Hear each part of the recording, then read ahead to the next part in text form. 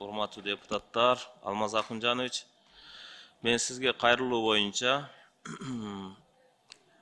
Конституциянын 10-беренесинде так жазылып турат да. Жалпыга маалымдоо каражаттарына мамлекеттик органдан жергиликтүү өз алдынча башкаруу, аларды маалыматтарды алуу, аларды жайылтуу укугу жана ой пикирин эркин билдирүү укугуна кепилденет. Кыргыз Республикасынын цензурага жол берилбейт, жалпыга маалымдоо каражаттары эркин жана өз ишин мыйзамга ылайык жүзөгө ашырат. Кыргыз Республикасынын маалыматтык коопсуздугу мамлекет тарабынан корголот деп турат да.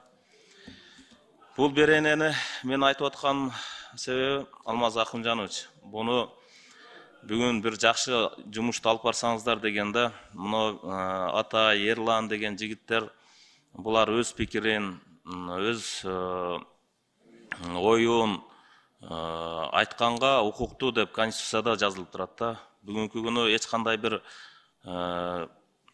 бийликке болбогон, коркунуч болбогон нерсе менен 2 айга жапканы бул туура эмес деп айтат элем да.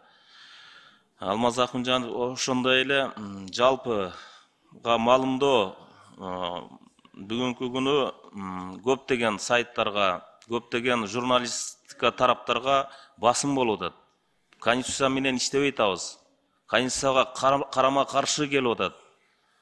Ар кандай bunday Конституцияга каршы келген ошондой азаттык десек болот, жолусу ушулардын астына барып, ошол жерде өрттөп кетем, башка кылам деген кыйкырган адамдарга мамлекет тарабынан коргоо болуш керек болчу. Ал нерсе кылынбай, бүгүнкү күнү бир сөз эркиндигине басмырлоо, Конституцияга карама каршы жумуштар жасалып атканы бул өтө бир туура эмес болуп атат. Алмаз Акунжанович ушуну бир жеткизип, мамлекетибизде бардыгы мыйзам менен, Конституция менен жумуш алып барсак жакшыраак болот эле.